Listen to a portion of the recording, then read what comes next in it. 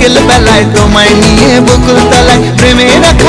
Finally আজকে আপনাদের কাঙ্ক্ষিত ভিডিওটা নিয়েই আসলাম। আমি পহেলা বৈশাখ উপলক্ষে কোন ড্রেসটা মেক করেছি এটা নিয়েই থাকছে আজকের পুরো ভিডিও। আমার এই ড্রেসের ভিডিওটা দেয়াতে আমার অনেক আপুরাই আমাকে জিজ্ঞেস করেছিল যে আপু তোমার পুরো ড্রেসটা দেখতে চাই। পহেলা বৈশাখ উপলক্ষে আমরা কিন্তু বিকেলের দিকে ঘুরতে যাব, তাই রেডি হয়ে বাসা থেকে বের হয়েছি আমার দুই ভাই, আমার ছেলে আর আমি। আমরা কিন্তু 4 জন মিলে আজকে ঘুরতে যাব কুড়িগ্রাম বিজিবি পার্কে। বাসা থেকে বের হয়ে আমরা একটা রিক্সা করে বিজিবি পার্কের সামনে যাই। আর এখানে কিন্তু প্রথমে টিকিট করতে হবে। এখানে জনপ্রতি টিকিট 50 টাকা। যেহেতু আমরা 3 জন ছিলাম, আমরা 3 জনই 3টা টিকিট করে নিলাম। নেওয়ার পর আমরা কিন্তু ভেতরে যাচ্ছি। এটা হচ্ছে প্রবেশ পথের শুরুতেই আপনারা এত সুন্দর একটা জায়গা দেখতে পারবেন। এখানে কিন্তু ফটো সেশন পয়েন্টও করে দিয়েছে তারা।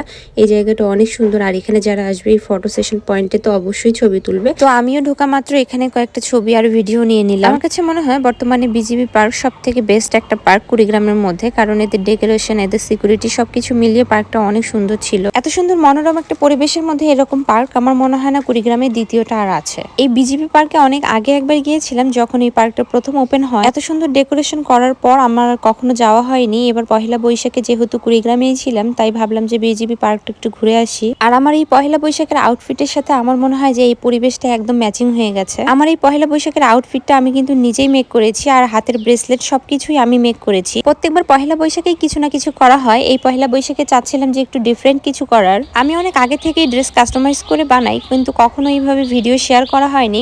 এই ঈদের নিজের কাস্টমাইজ করা একটা ড্রেসের ভিডিও আপনাদের সাথে শেয়ার করেছিলেন, আর ওই ভিডিওটা আপনারা সবাই অনেক বেশি পছন্দ করেছিলেন। আপনাদের ভালোবাসা, আপনাদের জন্যই কিন্তু আমার এই ভিডিওগুলো বানানো। আপনারা যেরকম ভিডিও আমার কাছ থেকে চাবেন আমি সবসময় চেষ্টা করবো ওরকম ভিডিও আপলোড করার। তাই খুব অল্প বাজেটের মধ্যে পহেলা বৈশাখের এই ড্রেসটা আমি কিন্তু নিজেই মেক করেছি। আমি কিন্তু একেবারে বলতে গেলে খুবই খুবই খুবই অল্প বাজেটের মধ্যে এই ড্রেসটা বানিয়েছি। আমি যেহেতু ড্রেস কাস্টমাইজ করে বানাই, আর আমি যখন ড্রেস কাস্টমাইজ করে বানাই সবসময় চেষ্টা করি যে সব থেকে কম বাজেটের মধ্যে কিভাবে ড্রেসটা বেশি সুন্দর করা যায়। আর আমার এই ভিডিও করার মেন উদ্দেশ্য হলো যে যারা যারা আমার ভিডিওটা দেখবে তারা যাতে এত কম বাজেটের মধ্যে নিজেই একটা ড্রেস কাস্টমাইজ করে পড়তে পারে। কারণ আমার কাছে মনে হয় নিজে কাস্টমাইজ করে ড্রেস বানিয়ে পরার মধ্যে আলাদা রকমের একটা শান্তি কাজ করে। আপনি যতই মার্কেট থেকে মোটা অঙ্কের টাকা দিয়ে ড্রেস কেনেন না কেন, আমার কাছে মনে হয় যে নিজের তৈরি ড্রেস পরার মধ্যে অন্যরকম একটা ভালো লাগা কাজ করে, হোক সেটা অল্প বাজেটের মধ্যে।